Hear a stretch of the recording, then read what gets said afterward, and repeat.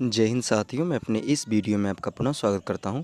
दोस्तों, हम लोग बात कर रहे थे कक्षा 11 गणित। चैप्टर का नाम था क्रमचय और संचय।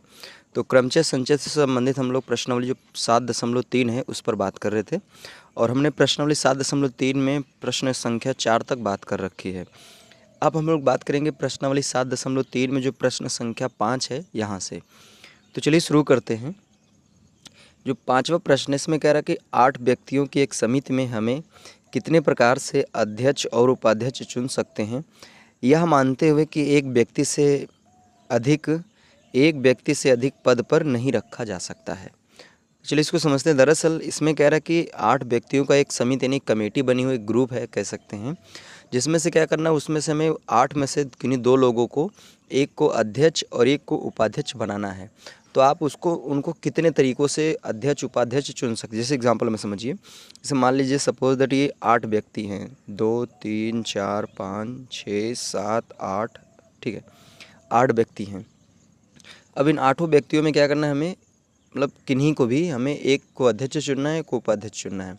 तो कितने तरीक़ों से आप इसको चुन सकते हैं। तो भाई देखिए, आप हो सकता है इसको अध्यक्ष चुन लें, इसको उपाध्यक्ष चुन सकते हैं, इसको अध्यक्ष, इसको उपाध्यक्ष, या फिर इसको अध्यक्ष, इसको, ऐसे करके मतलब आप बनाएंगे तो बहुत सारे लोग बनेंगे। तो कितने तरीक़ों से बनेंगे, तो यहाँ पे देखिए 2 लोग, दरअसल 8 लोगों में से आपको क्या करना है, 2 लोगों को बनाना है, एक को अध्यक्ष एक को उपाध्यक्ष। तो भाई देखिए यहाँ पे पहले ऑप्शन पे आप 8 में किसी को भी आप क्या कर सकते हैं, अध्यक्ष बना सकते हैं। तो अब अगर मान लीजिए 8 में किसी एक को आपने अध्यक्ष बनाया, तो जाहिर सी बात है बचेंगे 7 लोग उपाध्यक्ष बनाने के लिए। तो यहाँ पे उपाध्यक्ष के लिए कितनी वैकेंसी खाली रहेगी, 7 लोगों की।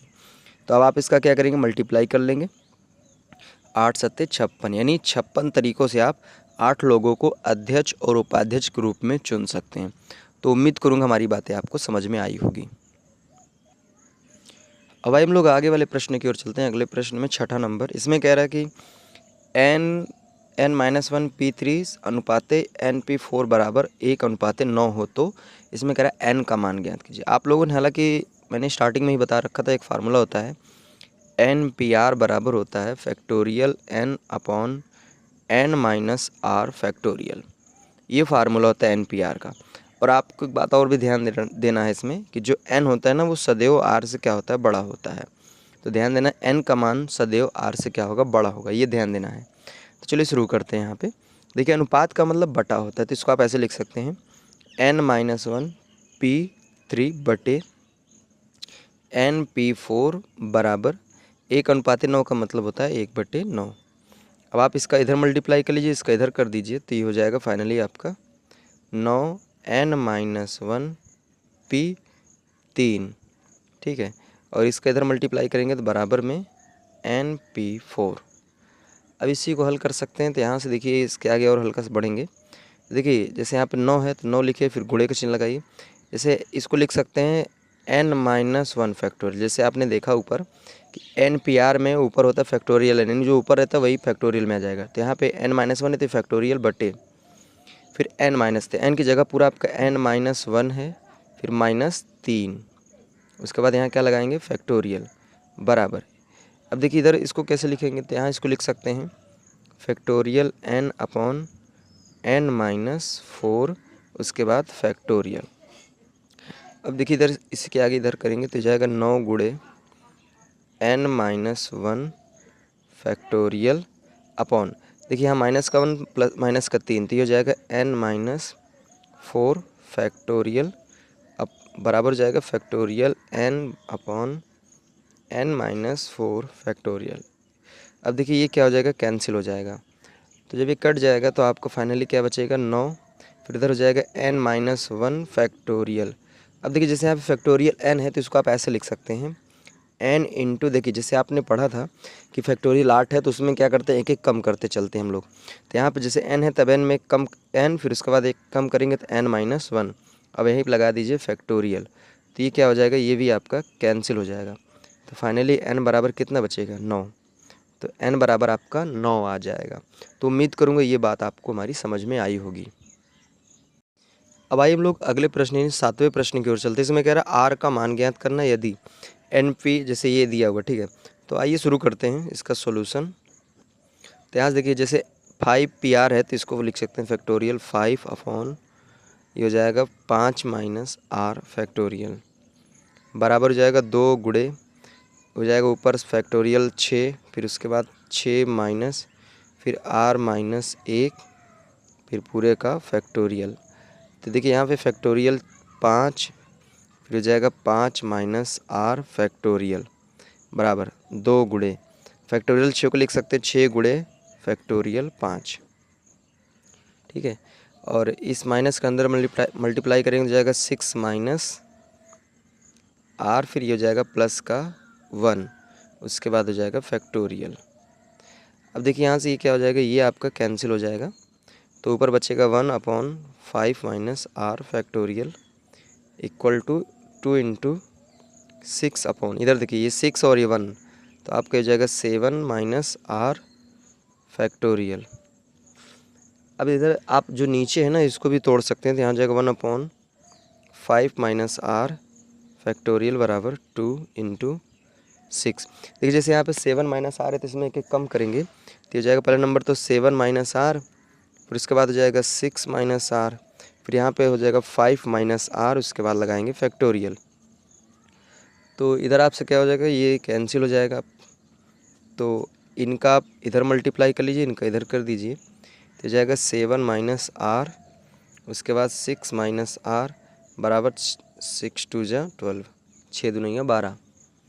अब इसका फिर मल्टीप्लाई करेंगे, चलिए इसका इसमें करते हैं, तो 7 संग 42, यहाँ पे करेंगे तो जाएगा माइनस का 7 आर, ये हो जाएगा माइनस का 6 आर, और यहाँ हो जाएगा प्लस का आर स्क्वायर बराबर 12।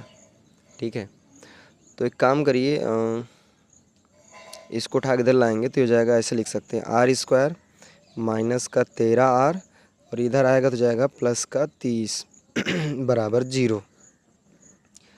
ठीक है, तो यहाँ से अब इसका सीधा सीधा आप गुणनखंड करिए, यानी 13 को ऐसे 2 टुकड़ों में तोड़िए कि जोड़ने से 13 बने, गुणा करने से 30 बने, तो 10 और 3 का बन रहा है। तो जब आप इसका गुणनखंड करेंगे तो आर के 2 मान आएंगे, एक आर का मान आएगा 10 और एक आएगा आर का मान आपका 3।